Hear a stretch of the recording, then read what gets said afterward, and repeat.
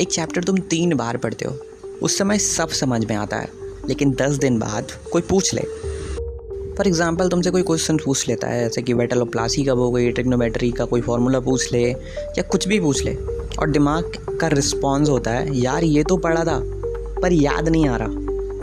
अब सबसे शॉकिंग बात सुनो, टॉपर्स तुमसे ज़्यादा इंटेलिजेंट नहीं होते और वो तुमसे ज़्यादा पढ़ते भी नहीं हैं। डिफरेंस सिर्फ इतना है, तुम इन्फॉर्मेशंस को कंज्यूम करते हो और टॉपर्स इन्फॉर्मेशंस को रिट्रीव करता है, और इसी एक टेक्निक से हज़ारों टॉपर्स को एवरेज स्टूडेंट से अलग बनाया है। इस वीडियो के एंड तक हम एक ऐसी रिवीजन टेक्निक के बारे में जानेंगे जो कि आपकी एफिशिएंसी को 2x एंड 3x भी कर सकता है।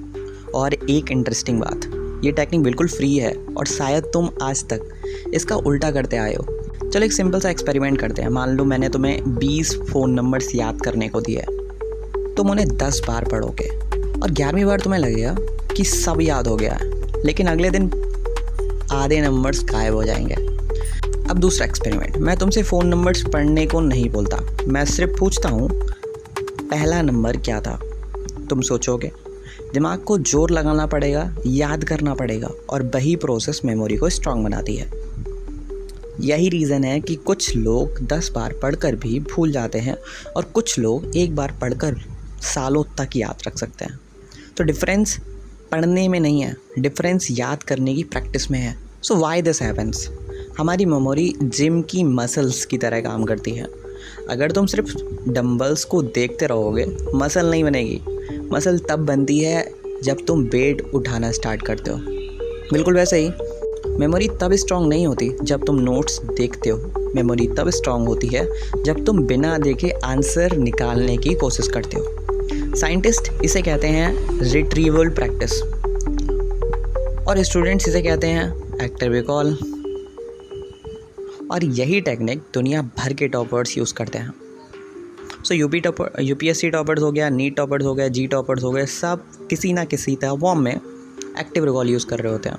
लेकिन असली सवाल ये है, इसे प्रैक्टिकली कैसे यूज़ करा जाए। सो टेक्निक नंबर 1, बुक बंद करो।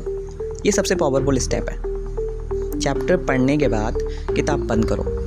अब खुद से पूछना स्टार्ट करो, इस चैप्टर में क्या पढ़ा था। बस जो याद आए लिखो, चाहे 20% ही याद आए, चाहे 5 लाइन ही लिख पाओ, क्योंकि तुम्हारा टारगेट याद आना नहीं है, तुम्हारा टारगेट दिमाग को याद करने के लिए मजबूर करना है, और इसी स्ट्रगल में मेमोरी स्ट्रांग होती है। Technique number 2, toppers chapters revise नहीं करते, क्वेश्चंस रिवाइज करते हैं। मतलब फॉर एग्जांपल समझो, अशोका चैप्टर पढ़ा तुमने फॉर एग्जांपल, ठीक है, तो क्वेश्चंस बनाओ। अशोका के फादर कौन थे, कलिंगा वार कब हुई थी, अशोका ने बुद्धिज़्म कब एक्सेप्ट किया। तो जब इस तरह के क्वेश्चंस तुम बनाना स्टार्ट करते हो ना, तुम्हारे लिए जो एक्टिव रिकॉल तुम्हारा होता है बहुत ईजी हो जाता है, वो रिट्रीवल की प्रोसेस बहुत ज़्यादा ईजी हो जाती है, और वही लॉन्ग टर्म मेमोरी बनाता है। एक इंटरेस्टिंग फैक्ट, रिसर्च में देखा गया है सिर्फ री रीडिंग करने वाला स्टूडेंट्स को लगता है कि तुमने सब आता है, लेकिन टेस्ट में उनके मार्क्स कम आए, जबकि एक्टिव रिकॉल करने वाले स्टूडेंट्स को लगता था उन्हें कम याद है, लेकिन टेस्ट में उनके मार्क्स ज़्यादा आए, क्योंकि फीलिंग ऑफ लर्निंग और एक्चुअल लर्निंग दोनों ही अलग चीज़ें होती हैं। Technique number 3, blank page method. So ये वाली जो टेक्निक है ना, ये बहुत सारे लोग यूज़ करते हैं। एक ब्लैंक पेज लो, ठीक है, ऊपर चैप्टर के नाम लिखो। एग्जाम्पल, जैसे कि फॉर एग्ज़ाम्पल इंडियन कॉन्स्टिट्यूशंस। अब बिना देखे जितना याद आता है उसे लिखो। फॉर एग्ज़ाम्पल फंडामेंटल राइट्स लिखा, डीपीएसपी लिखा, फंडामेंटल ड्यूटीज़ लिखा। जो याद नहीं आ रहा उसे बाद के लिए छोड़ दो, फिर अगले दिन वही प्रोसेस रिपीट करो। हर बार तुम देखोगे कि पेज ज़्यादा भरता जा रहा है, और वही प्रोग्रेस है। Technique number 4, spaced revision. सबसे बड़ी गलती क्या होती है, स्टूडेंट्स एक ही दिन में 5 बार रिवाइज कर लेता है और फिर 20 दिन तक चैप्टर को टच भी नहीं करता। टॉपर्स ऐसा नहीं करते ब्रो, उनका पैटर्न कुछ ऐसा होता है कि डे 1 में फर्स्ट रिवीजन किया, डे 3 को सेकंड रिवीजन कर लिया, डे 7 में उनका थर्ड रिवीजन स्टार्ट हो जाता है, डे 15 में फोर्थ रिवीजन, और डे 30 में उनका 5th रिवीजन। एक्चुअली मैं एक वीडियो बनाऊंगा स्पेस्ड रिवीजन के ऊपर सेपरेट तरीके से। तो सबसे पहले समझो, रियल एग्जांपल एक देखो। मान लो 2 स्टूडेंट्स हैं, ठीक है, और राहुल और अमन राहुल हिस्ट्री चैप्टर को 5 बार पढ़ता है, अमन 1 बार पढ़ता है, फिर बुक बंद करता है और क्वेश्चन सॉल्व करना स्टार्ट करता है। ब्लैंक पेज पर लिखता है और 3 दिन बाद फिर से टेस्ट करता है। एग्ज़ाम के दिन राहुल को लगता है कि सब पढ़ा है, अमन को लगता है कि सब याद है। ये फ़र्क है और रिज़ल्ट में अमन आगे निकल जाता है। तो डिफरेंस इंटेलिजेंस का नहीं था, डिफरेंस क्या था?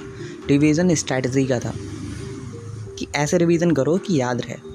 अब एक्चुअली में एक्शन स्टेप्स एक बार रिवाइज कर लेते हैं। आज से ये 5 रूल्स फॉलो करने हैं। रूल नंबर 1, चैप्टर पढ़ने के तुरंत बाद बुक बंद करो। रूल नंबर 2, हर चैप्टर के क्वेश्चंस बनाओ। Rule number 3, blank page revision करो। रूल नंबर 4, हर रिवीजन में आंसर्स देखने से पहले खुद सोचो। Rule number 5, 1, 3, 7, 15 and 30 revision cycle follow करो। बस इतना कर लिया तो तुम्हारा अटेंशन लेवल ड्रामेटिकली इम्प्रूव हो जाएगा। And the final conclusion of this video, अगर तुम सिर्फ पढ़ते रहोगे तो तुम्हें लगेगा तुम प्रोग्रेस कर रहे हो, लेकिन एग्ज़ाम हॉल सच बता देता है, नॉलेज अंदर तब जाती है जब दिमाग को उसे बाहर निकालने की प्रैक्टिस कराई जाती है। इसीलिए याद रखो, reading creates familiarity, retrieval creates memory. और शायद इसीलिए टॉपर्स ज़्यादा पढ़ते नहीं हैं, वो बस ज़्यादा याद रखते हैं। एक्चुअली में जो तुमने टेक्निक अभी सीखी है उसको इम्प्लीमेंट ज़रूर करना, क्योंकि विदाउट इम्प्लीमेंटेशन तो कुछ भी नहीं होने वाला, कुछ चेंजेस नहीं होने वाला। ऐसी 1000 स्टडीज़ देख लोगे ना, तब कोई फ़र्क नहीं पड़ने वाला। सो आज सारी चीज़ों को फॉलो करो एंड देखो कि क्या एक्चुअली में इम्प्रूव हुआ है, क्या चीज़ें ज़्यादा याद रह रही हैं, और नहीं रह रही हैं तो कुछ और क्या हो सकता है जिसके थ्रू तुम याद कर सकते हो। Just understand. All the best.